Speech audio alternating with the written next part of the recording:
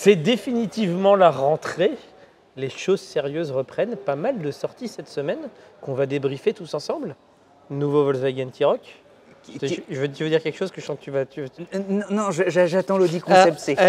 Alors, nouveau Volkswagen T-Roc, Audi Concept C, des rumeurs de Smart #2 qui va remplacer l'ancienne Smart Fortwo, nouveau Tesla Model Y Performance, pas mal de nouveautés, du changement aussi à la tête de Dacia et la gouvernance de Renault. Un petit mot sur DS et Ouais. quelques mots aussi de la bataille sur la voiture autonome. C'est parti, c'est maintenant?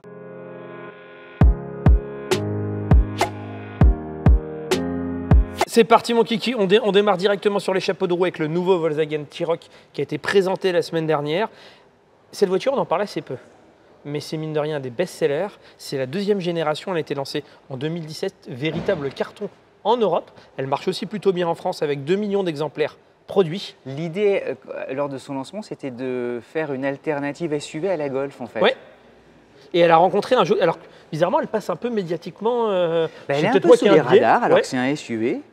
Mais la nouveauté, c'est qu'elle est presque... Enfin, c'est pas qu'elle est presque, elle est plus jolie que, Oui, que la première génération, qui était déjà bien destinée en réalité. Donc là, la nouvelle va sortir. Vous avez elle ressemble, elle est très inspirée de la filiation avec le Tiguan.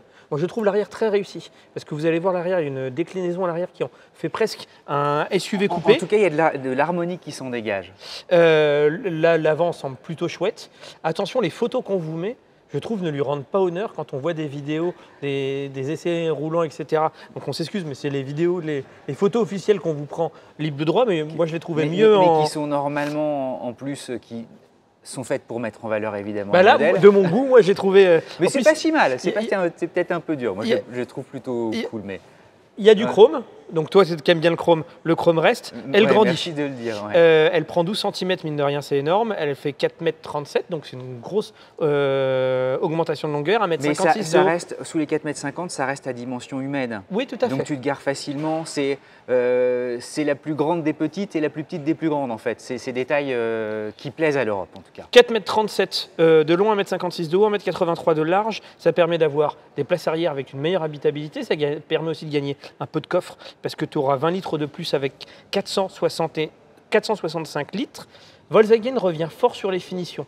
Ils avaient tant mieux, hein. ils avaient été un peu attaqués sur les premières sorties du T-Roc et de l'ID3. Et quand ils ont fait les restylages, ils ont fait un vrai bond en avant à retrouver des qualités de finition qui avaient fait les grands jours de la marque. Et là, tu vois que la finition paraît plutôt La soignée. Golf actuelle, Oui. reprenez le volant d'une Golf actuelle, il y a un véritable effort, notamment après son restylage. Hein. Ce qui est d'ailleurs, sur la finition, c'est nos collègues qui, eux, ont pu la filmer, c'est ce qu'ils ont dit, ce qui est ressorti. Tu as un équipement aussi qui s'enrichit avec un double écran qui va de 10 à 13 pouces. Tu as des feux LED Matrix, c'est le dernier, ce qu'ils appellent Travel Assist, c'est grosso modo les aides à la conduite et le régulateur de vitesse. Et pour la première fois, tu as un stationnement automatique par mémoire ou par téléphone. C'est cool. Hein. Donc ça, c'est génial. nouveau, c'est plutôt Non, pas mais t'as mal. l'impression que c'est magique. Hein. Tu sais, avais une pub Volkswagen où tu voyais un petit garçon jouer Dark Vador et faire stationner, Oui. tu sais, une Passat. Bah, Ils là, avaient c'est des bonnes pubs à l'époque. C'était Ouais. canon. Hein. Côté motorisation, elle est pour le moment lancée avec des micro-hybridations 116 et 150 chevaux. En 2026, des motorisations full hybride, et ça c'est nouveau, vont arriver. On n'a pas encore les caractéristiques techniques des moteurs, notamment sur la partie électrique, mais on devrait s'attendre à un 130 et un 170 chevaux. Et on espère des autonomies en 100% électrique sur ces PHEV qui soient dignes de la Golf, du Tiguan, c'est-à-dire au-delà de 100 km. Oui, là ça va être du full hybride, ça va pas forcément être du... Mais plus tard. On remercie le sponsor de la vidéo Ovoco. Ovoco, comme on le dit tout le temps, c'est une boîte que moi j'aurais bien aimé lancer, parce que j'y crois, je trouve ça plutôt pas mal.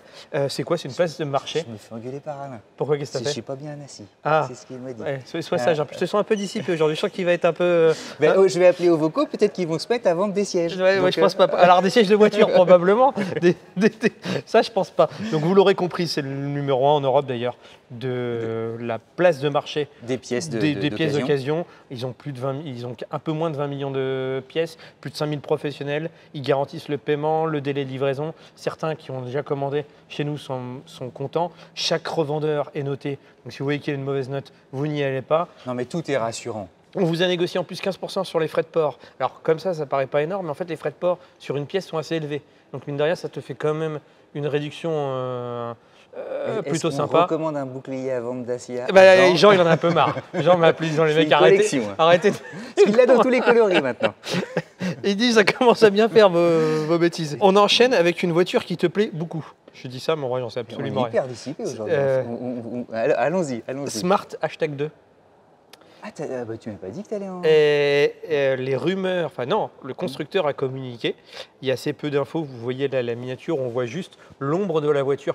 Donc vous devinez que ce sera le gabarit de l'ancienne Smart Fortwo qui était à l'époque, il me semble, faite en France. Alors, à Ambar, pas très loin d'ici, puisqu'on est chacun l'aura. Enfin, ceux qui nous suivent savent qu'on est chez Vodif, à Strasbourg. Et évidemment, il y avait l'usine Smart, la fameuse usine Smart, qui est à un jet de pierre d'ici. Et ils avaient arrêté fin 2024. Et a priori, ils la relanceraient. Évidemment, elle sera 100% électrique, que ça plaise ou ça plaise pas. Mais comme maintenant, Smart est une joint venture entre Geely ou Geely, je ne sais pas comment on dit, et Mercedes à 50%. Geely est assez spécialisé, ou Geely, dans le 100% électrique, dans et des l'électrique. modèles évidemment de taille plus importante. De dire quand même que c'est pour les fans de Smart une sorte de retour aux sources, puisque Smart, on le sait tous, à la fin du XXe siècle, ça fait bizarre de dire ça, mais c'était pourtant le cas. Eh bien, que les moins de 20 ans ne peuvent pas connaître. Smart, qui faisait des montres, qui fait toujours d'ailleurs des montres. C'est assez gros d'ailleurs. C'est plutôt pas mal comme aventure. S'était dit, tiens, je vais me lancer dans les voitures. Et tout le monde avait regardé avec des yeux ronds, en disant, mais qu'est-ce qu'ils vont faire? Une voiture seulement 2 places pour se faufiler dans les centres urbains. Et beaucoup avaient souri. Mais tu sais, toutes les innovations, au début, tout le monde se marre, tout le monde se gausse, tout le monde se moque. Alors, sans borne au début, tout le monde se marre. Et nous, les maintenant, ils se marrent tous. Et résultat des courses, eh bien justement, cette petite voiture, ce pot de yaourt, est devenu iconique. Et tant et si bien d'ailleurs qu'elle a disparu du catalogue.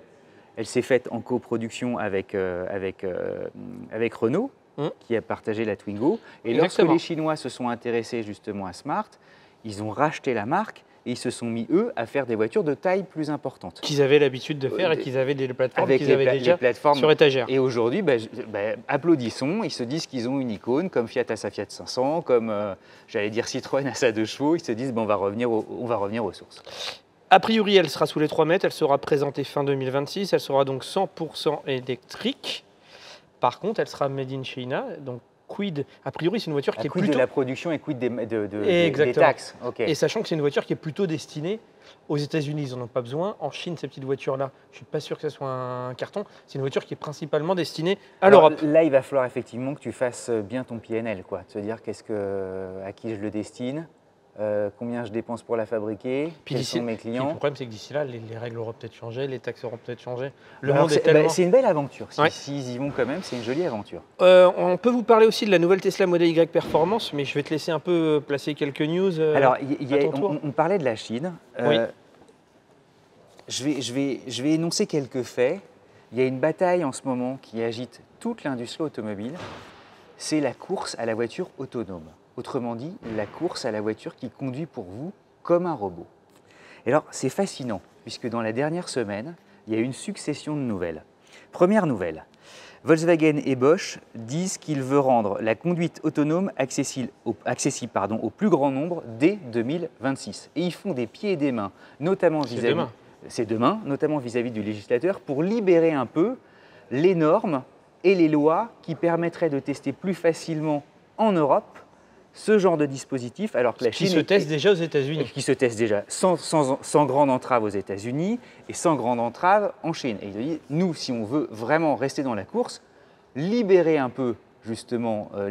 un peu, et nous, on souhaite proposer des produits à moindre coût au plus grand nombre et des voitures qui, dès les plus bas prix, en fait, te permettront de conduire sans les mains. En parallèle, Tesla, lui, dit « Ah, écoutez, c'est super, à New York, on veut développer une flotte de robots. » Tu sais, ils ont ce fameux robot basé sur... Robotaxi. J'exagère peut-être un peu, mais le robotaxi est basé sur la modèle Y. Ils sont en discussion sur ce sujet. Parallèlement, une cour en première instance vient de condamner Tesla à 242 millions de dollars pour une voiture conduite sous autopilot en 2019 en Floride et qui, hélas, s'est soldée par un accident mortel.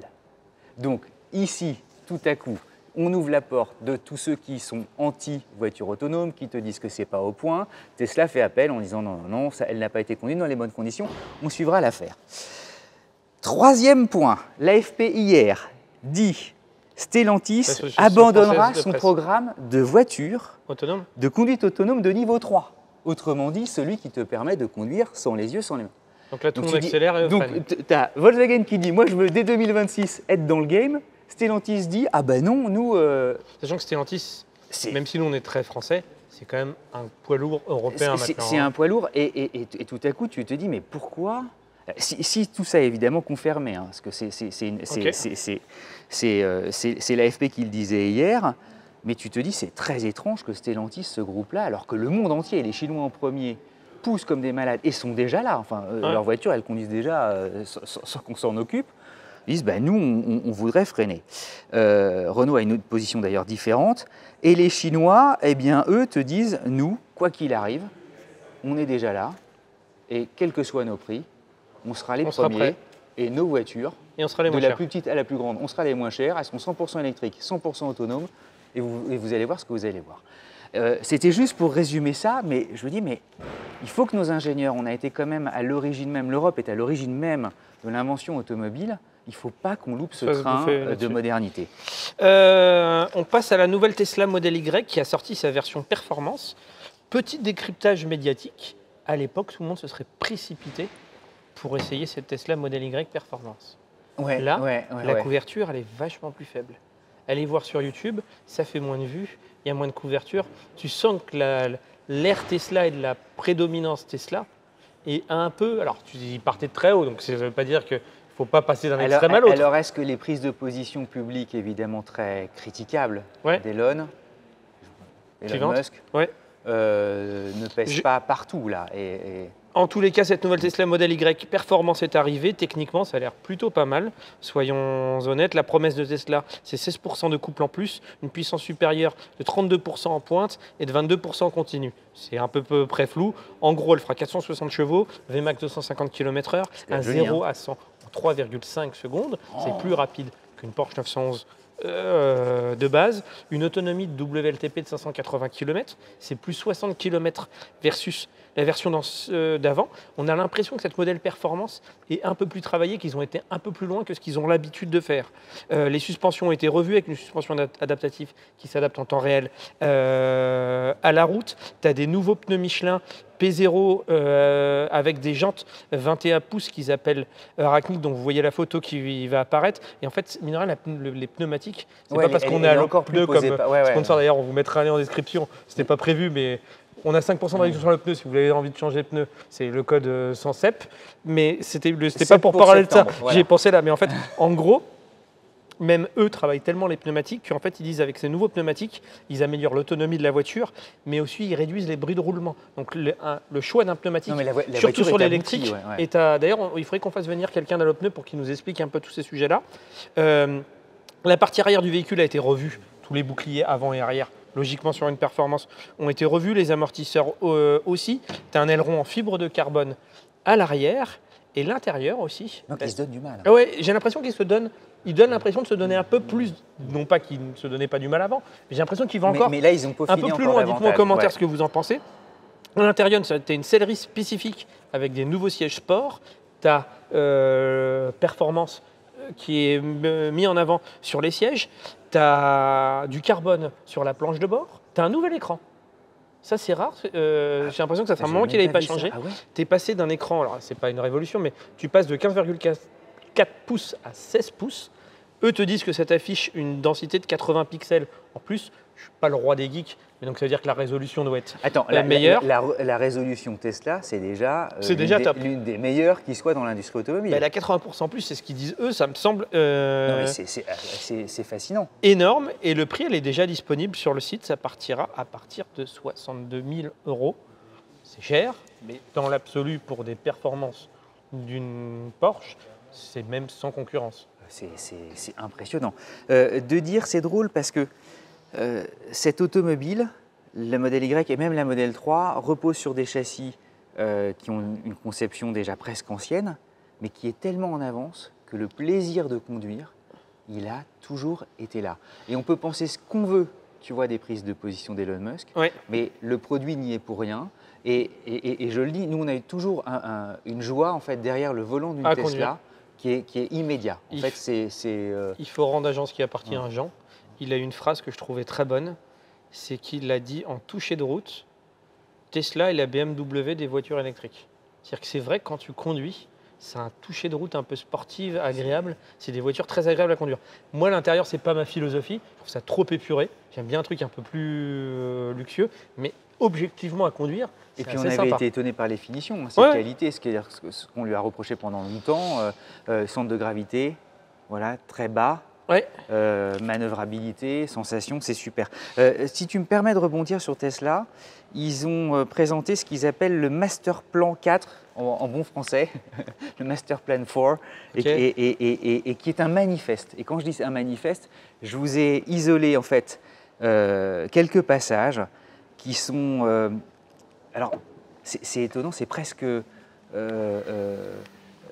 y a quelque chose de presque prophétique, de messianique dans le discours, et qui est étonnant pour une entreprise. Ils sont tournés évidemment vers la voiture autonome, vers la conduite robotique, et leur intention, c'est surtout aussi de développer, tu sais, une intelligence artificielle. C'est aussi un des nouveaux combats d'Elon Musk, qui puisse de plus en plus aider la mobilité et aussi les entreprises.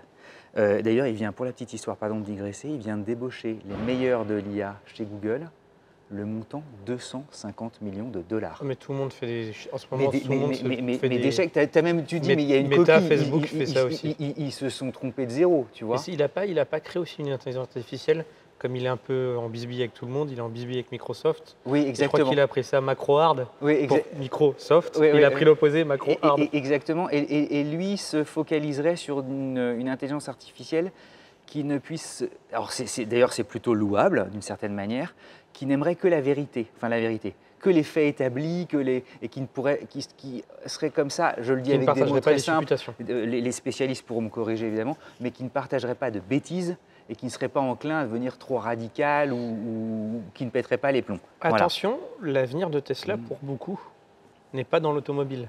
Ça, peu de gens l'ont en tête.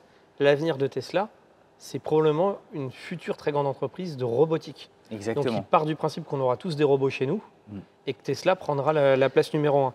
Et dans son plan aussi, on apprend qu'il veut développer le plus rapidement possible des batteries notamment solides, capables de promettre 1000, 2000, peut-être même davantage d'autonomie. Les Chinois, là, on l'a appris justement au cours de l'été, les premières batteries solides vont entrer en série et c'est 1500 km d'autonomie d'emblée. Dans le manifeste, alors je te dis, c'est incroyablement messianique, il est écrit « Nous souhaitons développer des produits qui favorisent la prospérité humaine ». Tu as l'impression presque que c'est biblique. Pour construire une société florissante et sans contrainte, il est nécessaire de fabriquer des produits technologiquement avancés, aboutis, abordables et disponibles à grande échelle. On souhaite développer un monde d'abondance durable. Donc c'est, tu sais, le bien-être par la technologie. Rien que ça. En redéfinissant les fondements du travail. Ok, alors ça c'est des débats philosophiques sur le rôle ou pas d'une entreprise. Il va un peu loin quand même. De la mobilité, de l'énergie, et tout cela à grande échelle et pour tous, pour le bien commun. C'est quasiment un discours politique, c'est assez étonnant. Alors, on sait que Elon Musk, au-delà de ses prises de position qui peuvent évidemment irriter, voire ulcérer, est aussi, et c'est pas lui faire offense, tu sais, autiste Asperger. Donc il peut avoir des discours sans filtre, comme celui-ci. Voilà, chacun se fera son truc, mais il semble que Tesla prenne aussi une nouvelle envergure et une nouvelle trajectoire. Il faut faire attention à ce qu'il peut dire. Et dès le lendemain et changer. Mais je voulais, voilà, ne passez pas à côté de ce genre de choses. On revient sur... En tout cas, il n'y a pas de constructeur automobile qui prendrait la parole pour dire ça. Ou même une entreprise quelconque. Mais en tous les cas... on n'est pas en train de faire la promotion de Tesla, on est simplement de vous donner des infos. Hein. C'est pas oui, même toi, tu critiques un petit peu, donc c'est même l'anti-promotion. Mais il faut aussi, pour faire le côté promotion, c'est qu'il avait ce genre de discours-là quand sa boîte faisait 0. et il est quand même numéro 1. Même s'il va perdre sa place de numéro 1 au profit de BYD, je pense, mais il est quand même numéro 2 mondial des ventes de voitures électriques. Dire aussi, on passe à autre chose que Tesla. De dire juste, il est quand même première fortune mondiale et très loin devant le numéro 2. Hein. C'est plus de 400 milliards de dollars. On revient sur 2 vidéos que vous pouvez voir. La première, on vous a fait un joli road trip en Alfa Romeo Tonale pour qu'on a redécouvert, qui était une belle surprise. Il a adoré. Surtout en 280. Il dit ça parce que c'était un truc très fatigant. C'est-à-dire qu'on a fait beaucoup de bornes. C'était un gros sourire, mais c'était un gros travail. Mais passionnant. Les commandes Alfa Tonale sont plutôt au beau fixe, Alfa globalement, et même plutôt au beau fixe.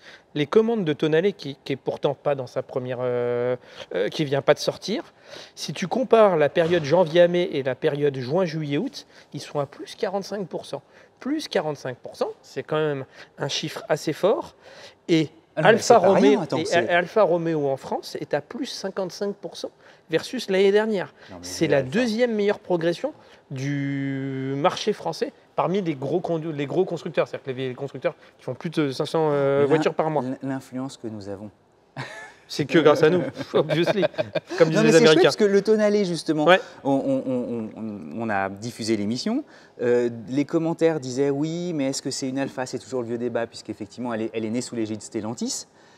Mais voilà. En fait, le problème des commentaires, c'est que tout le monde attend une Alfa comme une Alfa qu'on voyait avant. Moi, je vois ce Tonale et je suis très à l'aise à le recommander.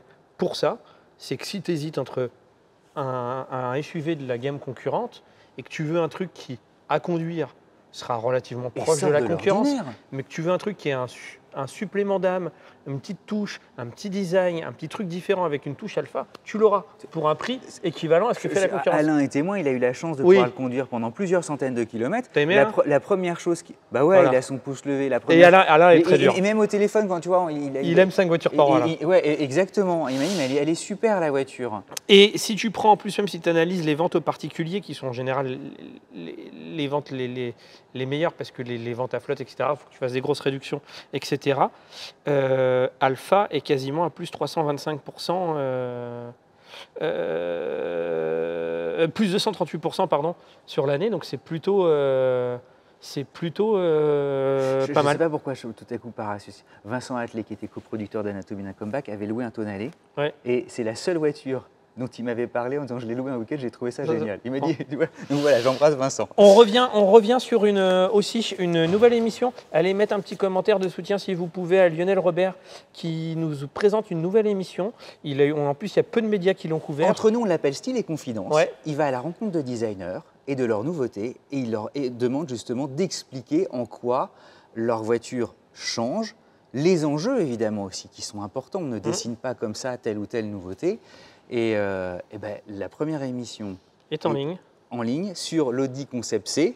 Ça débat énormément. Alors d'abord, merci à vous. Vous avez accueilli aussi chaleureusement que nous Lionel. Oui, franchement, on a une chance énorme de vous avoir.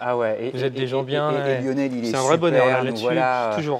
Faut s'imaginer qu'évidemment, nous, à chaque fois, on se dit, est-ce que c'est quand même une petite prise de risque de se dire, tiens, il y a un nouvel animateur. Attention, Lionel est probablement des plus gros profils du game. Rédacteur en chef des plus gros journaux auto. On travaille avec les numéros 1. Non, factuellement, il ne sort pas de nulle part.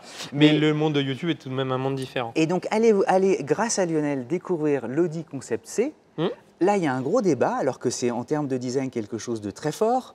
Moi, elle me plaît énormément parce qu'elle évoque à la fois les années 30, donc la grande époque d'Auto-Union, des flèches d'argent avec des anneaux de vitesse, tout ça c'est un imaginaire incroyable des débuts de l'automobile. Et c'est aussi une part de l'Audi TT. Et l'Audi TT, Dieu sait que tu l'adores puisque tu en as eu une. D'ailleurs, tu l'as acheté, tu n'avais même pas ton permis. Je crois que tu es unique en France là-dessus. Dites-nous, il n'est pas son permis, que c'est dit, tiens, je vais me l'offrir. J'ai passé mon permis tard. Et tu allais écouter dans ton parking. Je l'ai acheté pour mes 30 ans. Et pendant 6 mois, j'allais sentir l'odeur de la voiture. Alors, on peut pas 6 mois, 3 mois. On peut peut-être le dire. Le petit secret, c'est que en fait, tu l'avais immatriculé au nom d'un ami, parce que n'ayant pas le permis, tu ne pouvais pas te l'offrir. Et tu allais écouter l'autoradio en te disant c'est ma voiture. À l'époque, je vivais entre Londres et Paris et quand je revenais. C'est extraordinaire. Une histoire fabuleuse. Une histoire digne de Guillaume Play, tu sais. Exactement. Voilà, qu'on salue. Si vous avez sans doute entendu ce bruit, cette rumeur, parfois lancinantes, en disant DS, DS, DS, Ah, oui. DS, DS, DS. Ça va pas fort. Et certains sous-entendus disant peut-être qu'il pourrait disparaître. En fait, ce qui a mis un peu, fait ressortir la rumeur qui court depuis toutes les marques Stellantis plus petites, c'est qu'en fait DS est sorti de la Formule E où ils étaient au profit d'une autre marque de Stellantis. C'est Citroën. De Citroën, voilà, pardon, j'avais oublié. Et donc les gens ont vu ça comme une sorte de, DS de ne va plus être DS et va être une finition de gamme de Citroën. Démenti officiel. Oui. Voilà, donc non, c'est pas surtout à une époque où ils s'apprêtent à lancer DS numéro 8, DS numéro 4 oui. Et d'autres belles choses qui arriveront. Même nous, de l'intérieur, ils ont trop de choses dans les cartons pour arrêter là. C'est pas possible. Oui. C'est pas possible. Voilà. Donc on vous le dit, ne croyez pas tous les bruits dans les couloirs qui résonnent. Pour finir en beauté, en parlant de Citroën, la C3 électrique passe sous les 20 000 € hors aide. La première qui avait été déjà lancée à un prix très agressif de 23 000 €, ils la sortent avec une plus petite batterie LFP de 30 kWh qui te donnera de 206 à 212 km WLTP. Selon les finitions, contre 315 à 324 pour celle de base qui a une batterie 44 kWh, pour un usage 100% urbain, si tu fais que de la ville, pourquoi pas? Parce que pour le coup, autant sur autoroute tu feras 100 km, autant en ville les 200 km tu les feras. Tu commences à en voir, hein. Il y en a qui sont immatriculés, notamment chez les loueurs courte durée. Hein. Il y en a pas. Ah, la Citroën C3 se vend ouais. plutôt bien. Même si là ça se tasse au profit de la R5. Par contre, pas de recharge en courant continu sur cette version-là, mais elle sera en option pour une recharge à 30 kWh pour 500 €. Et voilà, et dernière news, et après on va choisir des voitures. On va faire un tour de manège.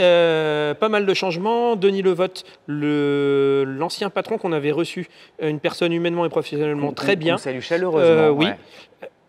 a quitté son poste. C'est triste, mais très honnêtement, c'est logique. Il briguait la place de numéro 1. Il était à 2 doigts de l'avoir, il ne l'a pas eu. En général, quand c'est comme ça, la personne a tendance à partir. Il est remplacé par une personne qui s'appelle Catherine Hatt. C'est une Allemande, donc je le prononce probablement mal, qui a un vrai pédigré, qui est curieux parce qu'elle vient de chez Mercedes. Qui a fait une longue carrière chez Mercedes. Oui, elle a 26 ans d'expérience chez Mercedes. On voit aussi qu'il y a un peu un reshuffling. Fabrice Cambolive, qu'on embrasse aussi très chaleureusement, chapeaute donc désormais. Un mec très sympa que j'espère qu'on aura un jour dans l'émission des CEO. L'invitation est lancée. Il chapeaute donc désormais Renault, mais aussi Dacia. Et puis il a un peu plus que ça. Il gros boulot. Il a l'après-vente, l'expérience client, le digital, market, international. Il devient numéro 2 du groupe en fait. C'est l'impression que c'est... Ben ouais, bravo Fabrice. Et d'ailleurs, en parlant de Renault, vous aurez, on va couvrir Munich et vous verrez la nouvelle Renault Clio, parce que nous on l'a déjà vu. Voilà. On n'a pas le droit de vous en dire quelque chose. Ouais. Et vraiment bravo Fabrice, quoi, parce que c'est quelqu'un de super bien. Si vous le voyez dans une interview, vous le découvrez vous-même. Il le porte sur lui. C'est formidable. On va choisir une voiture. Allez, on fonce. Le magasin de jouets de chez Vodif. N'hésitez pas à venir, c'est à Strasbourg. T'as pris un bon petit moi j'en ai pris 3, je savais pas quoi choisir. En fait, il y a pas mal de choses qu'on ne voit pas d'habitude, donc j'ai du mal à trancher. Alors, mais alors quelle une? Laquelle? Elle est juste là. Ah, elle est belle. 911 GT3 Touring dans une configuration qui est sublime. Le gris moyen, comme ça, c'est pas un gris très foncé, c'est un gris entre justement le gris argent et le gris très très foncé prononcé. Ça lui va à ravir. Les chromes et l'encadrement des chromes, tu sais, qui encadre le vitrage. C'est sublime. Les jantes aussi argent, ouais. C'est magnifique. C'est quelque chose qui traverse les époques. Dans 50 ans, elle sera toujours aussi belle. Et alors, on la mettra au MoMA. Moi, j'adorais. Mais j'adorais. Et regarde les boucliers. C'est une jolie veste, dis donc, nouvelle veste. Hein. Le mois d'octobre approche. Regarde les boucliers. On en parlait avec Cyriaque Chalut, qui est là-bas. Les boucliers sont peints. Ça lui va à ravir. Combien ça coûte? 210 000 €. Bah oui, mais évidemment. C'est comme le Porte-Salut, c'est marqué dessus. Mais évidemment. Ouais, la GT3 Touring, ça serait probablement la voiture où j'irais le plus. Moi, GT3 RS, GT2 RS, je ne me verrais pas rouler ça au quotidien. Ouais, ça, c'est le maximum. Mais la Touring, justement, c'est en fait la GT3 qui est une version bodybuildée, féroce et sportive. Mais en plus calme. Mais en version assagi et qui te permet de rouler au quotidien. C'est toujours ton chrome. Mais moi, j'adore. Franchement, celle-ci, elle est sublime. Qu'est-ce que tu veux dire de plus? Et des pneus Michelin, enfin il y a tout. Mais quelle voiture! On en oublie presque sa puissance 510 chevaux, donc évidemment ça décoiffe. Alors, toi. Moi, il y a celle-là, c'est pas celle-là que je vais prendre, mais celle-ci a attiré mon attention. Pourquoi? Moi je suis un grand fan d'Aston Martin. Le seul truc qui me dérange sur ces versions-là, ce qu'ils ont renouvelé avec les nouvelles, c'est que l'intérieur était un peu en retrait. Faisait un peu vieillissant, un peu fort sur certaines. Et là, regarde la configuration. Si tu peux ouvrir la porte et nous filmer cette configuration avec les surpiqûres rouges, je trouve qu'elle lui va très bien. Voiture qui pourrait fortement me séduire. Mais ce n'était pas celle-là que je voulais montrer. Je fais mon Cédric Fréour. Je tease. C'est un super suspense. Je me suis fait avoir. Je te voyais déjà t'asseoir. Ah ouais, moi j'avais envie. J'aurais voulu être un artiste. J'aurais pu prendre, c'est rare que je vois des Jaguars chez Vodif, j'aurais pu prendre chez Jaguar F-Type R, donc la plus puissante, 550 chevaux, mine de rien. Ça vaut quand même 70 000 €. Hein. Ouais, c'est la voiture préférée d'un copain. Et je pense que ça va être une voiture de 2015 ou un truc comme ça. Écoute, 2014. Jean-Marie, que tu connais, qui est un super copain, il adore ça. Ça vaut 68 950 €. Alors qu'elle est de 2014. Tu repars avec une vraie GT, enfin un truc qui a une sacrée allure. Hein, regarde-moi ça, en plus la config est très jolie. Regarde elle n'a pas les suspensions légèrement rabaissées. Waouh! L'intérieur est très sympa. Oui, le système d'infodivertissement aura vieilli, mais on s'en fout. Les palettes dorées. Ouais, c'est assez... Non, mais tu t'offres un bel objet pour moins de 70 000. Hein. Alors, ça reste quand même pour une voiture qui a quand même 11 ans, ça reste quand même un vrai billet. Mais je pense pas qu'elle ira plus bas que ça en cote. Elle a 11 ans. Mais attends, elle les fait pas. Celle-là non plus, j'ai fait mon Cédric Fréour, c'est pas mon choix. Je t'amène vers mon choix. T'as vu, il apprend bien ses leçons. Hein. Ça, c'est ma voiture de rêve. Pas forcément dans cette configuration-là. Tu repars avec? Même si... Non, je peux pas repartir avec tout. C'est ma voiture de rêve. Pas forcément cette configuration, même si elle est très jolie. J'ai eu la chance d'avoir un Boxster S type 981 il y a un paquet d'années. Une voiture qui est appelée la Porsche du coiffeur. Pour moi, c'est ceux qui ne connaissent rien à conduire. Comme elle est très centrale, elle est super... Franck Provost qui est bientôt notre sponsor. Je n'ai rien contre les coiffeurs. Et c'est à l'époque où je n'assumais pas de rouler avec une Porsche. Non, mais c'est dommage d'ailleurs comme expression. Et celle-là, je trouve la ligne du Spider. Et la signature comme ça, c'est sublime. Magnifique. Le seul truc qui paraît que c'est chiant, c'est que quand tu dois recapoter, en fait, il faut que tu ailles d'un endroit à un autre endroit sans recapoter, ce qui paraît que c'est une dizaine de minutes. Ceux qui en ont une, est-ce que c'est vraiment chiant? Expliquez-nous. C'est une légende qu'on m'a dit. Le petit bec de canard qui fait très 911 de litre 7 RS, c'est marrant comme tout. Et puis ça, en termes, ça tiendra aussi un peu la côte, ça. Et à conduire, c'est génial. Ça, et puis il y a un côté en fait assez rare, hein, parce que tout le monde veut une 911, et on passe à côté d'objets un peu plus petits, mais qui est tout aussi charmant et sympa à rouler. Boîte méca, ça, tu pars le dimanche matin. Tu vas te faire dans les petites routes, machin. T'es au top de ce qui se fait. Faut qu'on en essaie une un jour chez Vodif, en fait. Exactement. La bise à mamie, vendredi, vous retrouvez quoi? On vous emmène, on va essayer le Toyota CHR, qui est ni plus ni moins que la voiture en PHEV 225, la voiture la plus vendue de son segment. Et surtout, restez là, parce qu'on a réussi à se faire ouvrir les portes du centre de design Toyota à Nice. Et c'est pas rien. Des interviews précieuses. Vous allez apprendre énormément de choses, notamment sur le choix des matières, sur le dessin aussi du CHR. C'est eux qui l'ont dessiné. Et qui tient quasiment d'un coupé. C'est sa deuxième génération. Je ne veux pas tout divulguer et l'émission est très très bien montée. C'est extraordinaire. C'est Alain qui a même tout Alain il rigole. La bise à mamie, à très vite. Le petit commentaire de soutien.